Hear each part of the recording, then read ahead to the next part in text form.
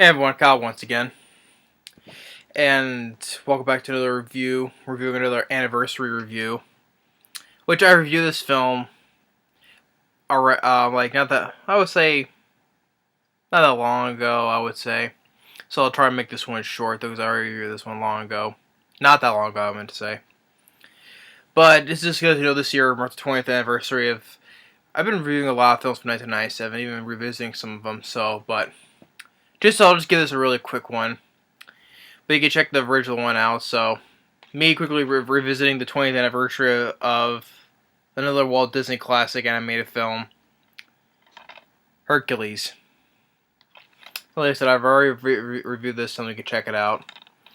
But I would say this is another Walt Disney film. I would say it definitely is a classic, and this one my brother really does love, and he really enjoys the song that was nominated for an Oscar. "I Will Find My Way." It was held by critics. It's an 83% Rotten Tomatoes and a good rating on IMDb. Good animation directing by John Muster and Ron Clements, who I've mentioned before. They recently directed Moana, directed The Little Mermaid, and the underrated animated film Treasure Planet, and Aladdin. There was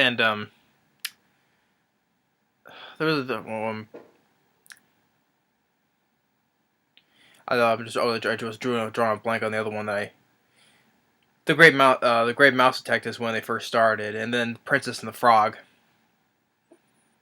So,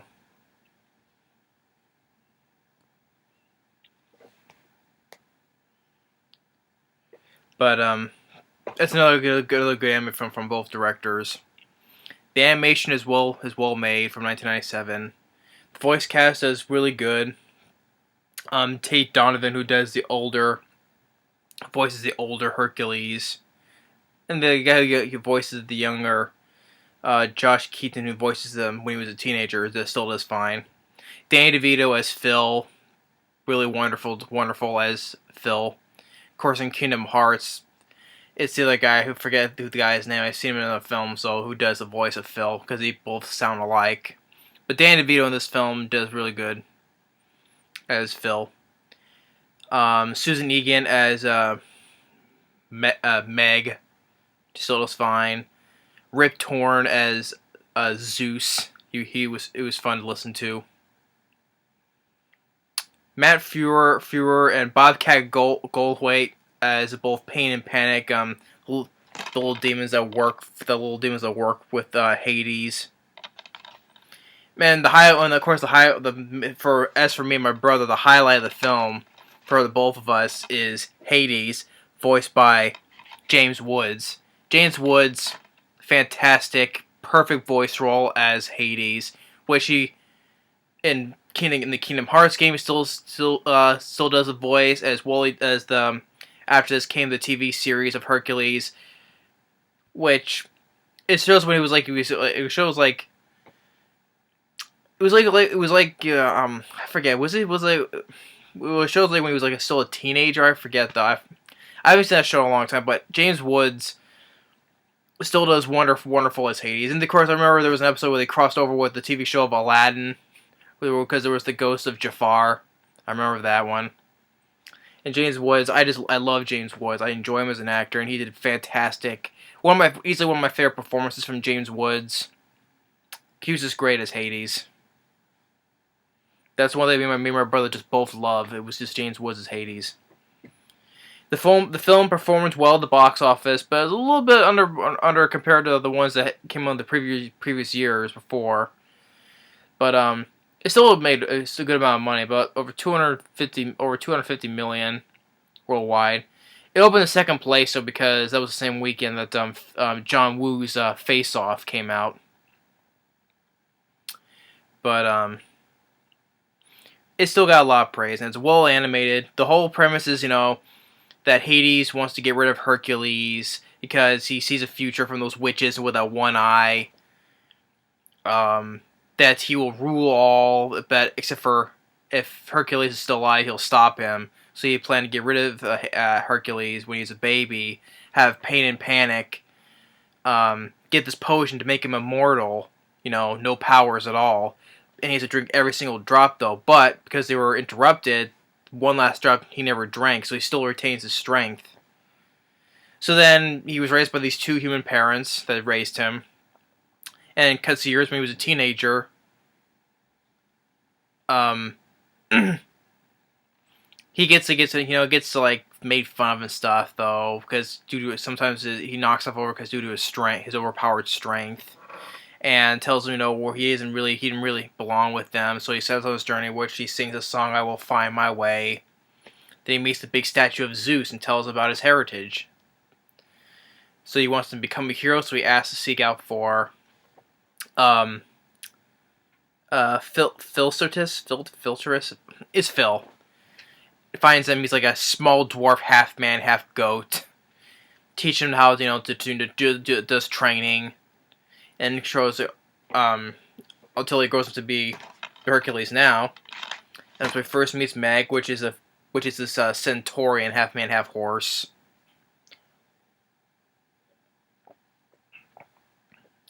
But he beats that guy up, and he takes an instant liking to Meg.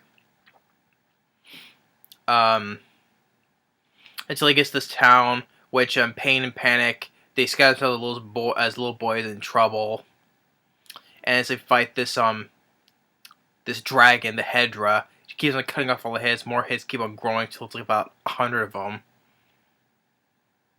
until he finally defeats them by causes this big rock slide that crushes all of them, and Hades, thinks he's won. Is like game, set, match. He's still alive, and he gets angry, and you get this whole montage of him beating up monsters, and the song Hercules. And also, of course, throughout the whole film, you have these women, which they tell the story. You see them like in sporadically. They sing the songs as well, and of course you get a little Easter egg when he's posing for a painting on a pot, and he's wearing the carcass of Scar from The Lion King. He's wearing it like that as posing. But no matter all the stuff, all these heroic things he's doing, it doesn't take for him to be a true hero though. And then found that Meg, she's playing Hercules, working because she sold her soul to Hades, and she's under contract until one day, the night when he finally meets Hades, he makes a deal to release her from the contract and give up his strength. He does, unless nothing happens to her. So he does that. And this is fun dialogue with Hades, It's just, talking this was very calm, casual voice. Hey, he's Lord of the Dead, how you doing? Just that tone, just very casual. Cool, calm, and collective. And he's like, okay, I'm calm, I'm cool, But then there comes a time when all the planets align and it releases all the Titans, like the Ice Titan, the Rock Titan, all the other ones. They conquer Olympus, they overpower all the gods. But and there's this one big giant ogre that beats up Hercules, but a pillar falls and Meg steps in and she gets injured and he gets his strength back because the contract was broken. After he defeated the one-eyed guy.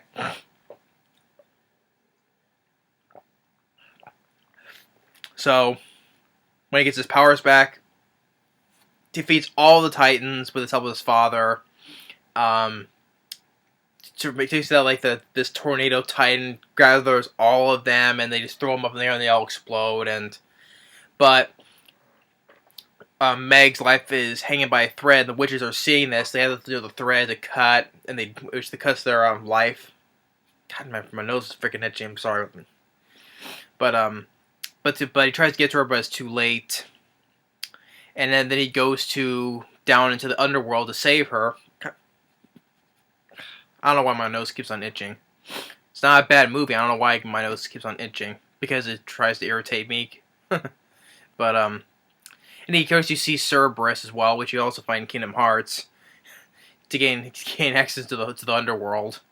And he sees this big pool of souls are just dwindling down, and when he gets into it, it makes him like old. But he does the sacrifice, the self-sacrifice. He dives in. He's like seeing aging. But as soon as he touches her, when the witch is about to snap his thread up for his life, but it glows because he's a god. He becomes like a true hero. He becomes a god, and he's all glowing. He punches Hades' face, and then he gives him a good punch right into the pit, and all the souls are telling him, "Get your dead hands off me!" Ah! So then it takes them all the way up to Olympus, and Zeus, welcomes his son home, but Hercules, he wants to stay back down on Earth with Meg, and but at the same time he's now called a true hero, and you see like the stars will make like making like an outline picture of Hercules, and that's basically it. So yeah, this is much shorter than this because I already talked about it before. I didn't need to go 30 minutes on this whole thing. So, but yeah, Hercules, 20 years later, is still a classic Walt Disney film, well animated, great directing by John Musker and Ron Clements. All of the films they directed, they are great, And it's easily fast paced. It's only like 93 minutes. It's easily fast paced. It was praised by critics. It did well at the box office, and it's well made and a great voice cast. The rest of them, like Danny DeVito, Tate Donovan, Rip Torn,